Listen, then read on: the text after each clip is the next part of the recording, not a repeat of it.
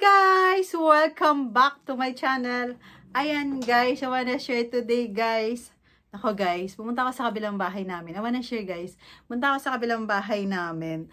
Tapos, nakita ko kasi yung kamyas namin. Sobrang dami.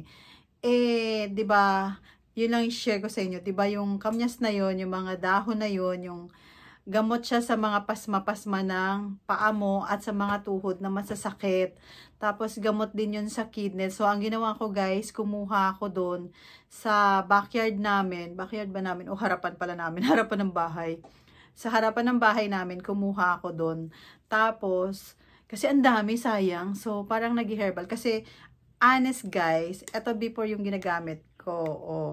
Ginagamit ko to sa tuhod ko. Tapos yung, kunwari, may masasakit ako mga part ng katawan ko.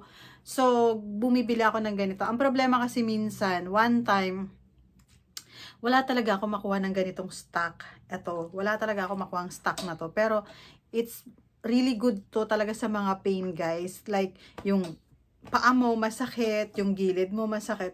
So, ang ginawa ko naman, nag-herbal muna ako para at least hindi siya maubos, para tipid. Pero, the best din to guys, yung ano na to. Sobrang ganda niyan guys kasi pakita ko sa inyo kung anong ginawa ko din doon sa kamyas kasi nga. So ang ginawa ko doon, nilagay ko doon sa planggana, tapos nilagay ko yung mga dahon ng kamyas and then tapos nilagyan ko siya ng warm water para at least makapag-relax yung paa mo. Tapos mawala na rin yung bakterya ng paa mo. Tapos yung mababahong paa mo mawala na din. Kung mabaho. Kasi sa akin kasi guys, pinagpapawisan yung paa ko kapag mainit. So naisip ko, ang dami-dami dun sa harapan ng bahay namin. Kala ko backyard. Sa harapan ng bahay namin, ang laki-laki nung kamyas na yun. So pakita ko din sa inyo. Ayun, so parang nakakatipid din tayo. Tipid tips din to na kunwari wala kang mapambili ng gamot, 'di ba? So ako kasi minsan madalas talaga ako nauubusan ng ganito. Tapos one time, alam niyo kung saan pa ako nakahanap nito? Sa Alabang pa last time. Talagang hinanap ko nga kasi super sumasakit talaga yung paa ko last time. Tapos sabi ko, so binigay ito sa akin ng doktor. So yun lang guys, yung ma-share ko sa inyo. So, yun lang guys yung masishare ko sa inyo. Maganda talaga siya yung kamyas. Pakita ko sa inyo yung kamyas na yun. Maganda siya sa paa. Tapos, ang bango-bango niya kapag nilagay mo. Para kang nagre-relax. Para ka nagpapaputs pa ng paa mo.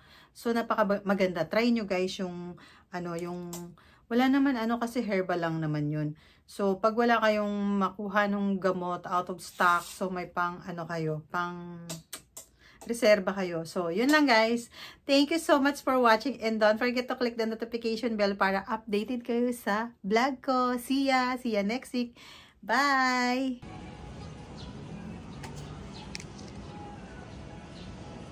Guys, ito yung kamyas. Ayan. Kaso, nag-dry na yung dahon niya. Pero gamot to sa mga pasma ng paa nyo. So, lalagay natin mamaya sa tubig na mainit. Planggana, tapos lalagay mo yung kamyas. Tapos lalagay mo siya ng water. Yan. So, yan na. Tapos lalagyan natin ng warm water.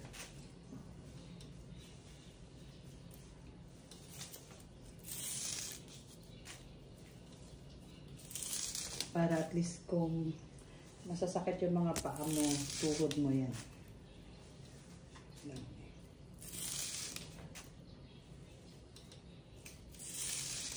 Ang dami na. Tapos warm water. Okay na siguro yan. Okay na. Yan na yung dahon ng kamyas. Tapos lalagyan natin ng warm water. Kung mabaho ang mga paa nyo, matatanggal yan.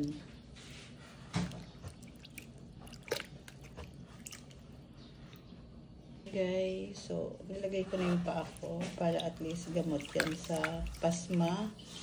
Yan. Kasi super init pa. Sobrang bango niya guys. Sobrang bango ng kamyas. Yan. Hot water yan.